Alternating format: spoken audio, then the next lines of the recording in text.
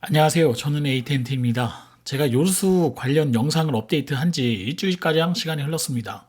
그럼 일주일 전과 비교해서 큰 변화가 있었는지 한번 보도록 할게요. 일단 요소수 공급에 관한 변화는 요소수 부족 사태를 뒤집을 만한 내용은 없는 것 같습니다. 요소나 요소수를 수입한다는 이야기는 곳곳에서 들리고 있긴 한데 과연 이러한 내용으로 국내 요소수 부족 사태를 근본적으로 해결할 수 있는지 한번 살펴보도록 할게요. 내용에 앞서서 우리나라가 1년에 소비하는 요소수의 총량에 대해서 알려드리고 가도록 하겠습니다. 2020년 환경부 통계에 따르면 작년 한 해 동안 소비한 요소수의 총량은 22만 7,580톤으로 보고되고 있습니다. 주유소에서 주유를 한 번이라도 하신 분은 유록스라는 브랜드를 보셨을 거라고 생각이 되는데, 유록스는 롯데 정밀화학에서 만드는 브랜드이고요. 요놈하고 KG 케미칼이라고 하는 회사에서 만드는 요소수가 요 두 개의 브랜드가 전국 요소수 시장의 80%를 점유하고 있습니다. 요점 그냥 참고해 주시면 좋을 것 같고요. 요소수는 32.5%의 요소하고요. 나머지 67.5%의 물로 되어 있습니다. 결국 요소에 물을 섞어서 만드는 것인데 3대 7의 비율로 보시면 될 것 같아요. 그럼 어렵고도 어려운 초등학교 4학년 수학 문제 하나 풀고 가도록 하겠습니다.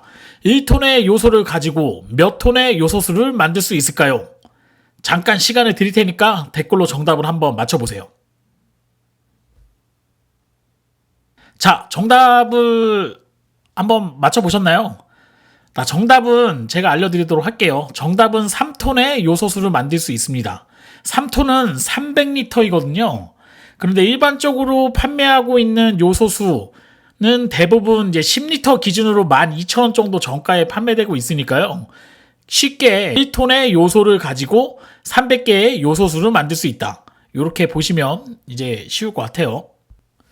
자, 그럼 최근에 가장 빠르게 업데이트된 요소수 관련 뉴스 하나 보고 문제를 다시 한번 풀어보도록 할게요. 아주 그냥 전용기까지 띄워가지고 호주에 가서 요소수 완제품을 27,000리터를 수입한다고 합니다. 로부터 긴급 수입하는 요소수 27,000리터를 실어올 군 수송기가 내일 출발할 전망입니다. 군 당국은 공군의 다목적 공중급유 수송기 시그너스 한 대를 내일 오후 5시경 김해 공항에서 띄우기 위해 일정을 최종 조율 중인 것으로 전해졌습니다. 해결돼 있듯이 보이는 그런 내용이잖아요. 결국 2,700개의 요소수를 수입한다는 이야기밖에 안 되기 때문에 우리나라가 1년에 소비하고 있는 요소수가 22만 톤이에요. 그럼 대략적으로 한 달에는 2만 톤 정도의 요소수를 소비하고 있는 건데, 하루에 로 따진다 그러면 600에서 700톤 정도의 요소수가 있어야지만 기존의 물류 시스템이 크랙나지 않고 돌아갈 수 있다는 계산이 나오거든요. 1톤의 요소는 300개의 요소수를 만들 수 있기 때문에 하루에 20만 개의 요소수는 필요하다는 결론이 나오거든요. 정말 호주에서 수입되는 2,700개의 요소수, 하루에 6만 5천 개의 물량이 필요한데 고작 2,700개의 물량을 가지고 진짜 말도 안 되는 물량 가지고 전용기까지 띄워서 마치 정부하고 언론에서 합작을 해서 이번 사태가 해결됐듯이 호도하는 이런 부분의 뉴스를 제가 보면서 와, 이번 정권은 잘하는 거는 언론 플레이밖에 없구나 하는 거를 다시 한번 느끼게 해주네요. 호주에서 수입되는 물량은 우리나라에서 소비하는 요소수 총량의 하루 소비량의 2에서 3% 내외밖에 되지 않는 아주 적은 물량이다. 이렇게 보시면 될 것 같아요. 그러면 다음 뉴스 한번 또 보고 갈게요. 이번에는 호주에서 한 방 먹었는지 베트남으로 손을 내밀고 있습니다. 양이 참 많아 보이죠? 베트남에서 200톤의 요소를 들여와서 요소수를 만들 거라고 이야기를 합니다. 200톤이라고 하니까요, 참 많아 보이잖아요. 자, 그럼 아까 말씀드린 그 계산법 다시 한번 보도록 할게요. 1톤의 요소를 가지고 300개의 요소수를 만들 수 있으니까요. 6만 개 정도를 만들 수 있겠네요. 네, 200톤의 요소를 가지고 6만 개의 요소수를 만들 수 있습니다. 작년 대비 정상적으로 요소수를 소비한다고 볼 때 2020년 대비로 봤을 때요, 하루 정도면 재고가 바닥나는 수준입니다. 와, 이거 사막에서 목말라 죽겠는데, 목은 한번 축일 수 있겠는데 완전하게 해소될 것 같진 않네요. 문재인 대통령이 국무회의에서 담화를 언론에도 발표를 했어요. 보나마나 싫어요 댓글이 많이 달렸을 거라고 생각이 되는데 문재인 대통령이 말씀하시기를 요소수 지나친 불안감을 갖지 마시길 이렇게 또 말씀을 주셨고요. 홍남기 경제부총리인가요? 요소수 사태 이번 달 중에 나아질 거다. 수천 톤 협의 중이다. 라는 기사가 또 나왔습니다. 근데 이런 정부에서 내놓는 기사하고 약간 반대되는 기사를 몇 개 또 읽어드리면 실제 시장에서는 상당히 좀 압박감을 좀 많이 받고 있는 게 사실인 것 같아요. 왜 이런 기사를 딱 보면 느낌이 오는 게 지자체인가 익산시에서 지금 요소수를 판매한다고 해서 요런 뉴스를 또 내놨거든요. 아침 7시부터 줄을 서서 기다리신 분들이 많다고 얘기하는데 제가 아까 말씀드린 것처럼 이런 계산법에 의해서 1톤이면 300개, 뭐 10톤이면 3000개 이런 식으로 계산법이 나오면 쉽게 몇 명이라고 사람들이 인지할 수 있을 거라고 생각이 되는데 이게 또 숫자 가지고 지자체, 뭐 국가에서 장난을 치니까 지자체에서 상당히 또 장난을 또 많이 치고 있어요. 2200리터의 요소수를 일반 사람들한테 판매를 하겠다 이렇게 하니까 줄을 엄청 쓴 것 같아요.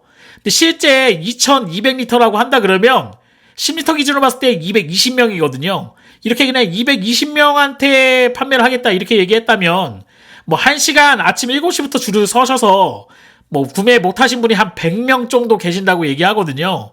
아마 그런 분들 생계도 빠듯한 분들 정말 진짜 목이 말라가지고 요소수라도 좀 구해가지고 내가 일을 해야 되는 이런 생계가 빠듯한 분들이 아침부터 일찍 가셔서 줄을 서셨을 거라고 생각을 하는데 지자체에서 이런 숫자 가지고 부풀리기 식으로 자꾸 장난을 치니까 선의의 피해자가 계속 생기는 거 아닌가 생각이 듭니다.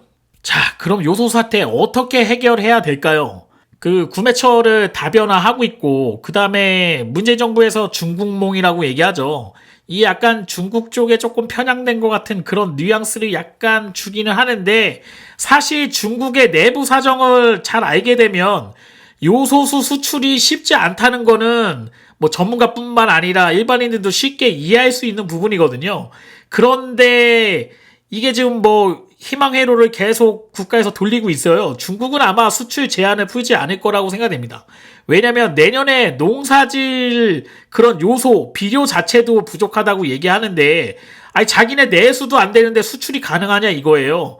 거의 불가능하다고 봐야 되는 게 옳은 판단이라고 보고요.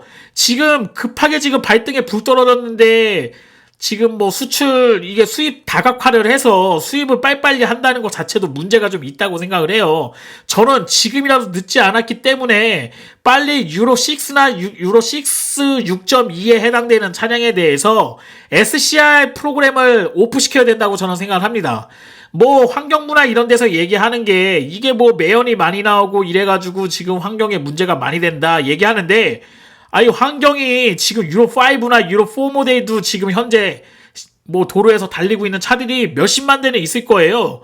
근데 유독 유로6나 6 플러스에 해당되는 차량 그것도 생계에 아주 밀접한 분들은 왜 고통을 받아야 되냐 이 말입니다. 지금 환경이 문제가 아니고요. 생계가 지금 내일이라도 차가 멈춰가지고 내 가족의 식사 이것도 책임지지 못할 가장들이 아주 많습니다. 몇십만 명 지금 계셔요. 그분들에게 이게 희망의 회로가 아니고 정말 진짜 생계하고 관련된 거기 때문에 이거 즉각적으로 빨리 프로그램을 풀어가지고 일단 뭐 수입 다변화가 완료되기 시점까지는 이렇게 운행하는 게 좋은 방향이 아닐까 저는 생각이 듭니다. 물론 제가 요소 공장을 짓는 게 어떻겠냐 해서 요소에 관련된 요소 생산에 관련된 거를 좀 많이 찾아봤는데 생산 시설을 짓는데 그렇게 빠른 시일 내에 이루어질 것 같지는 않습니다. 그렇기 때문에 이거를 하루빨리 고쳐가지고 지금 국민들한테 이 고통을 전가하지 말고 이 부분을 빨리 지혜롭게 좀 해결했으면 하는 바람을 가지고 제가 이 영상을 다시 한번 올립니다.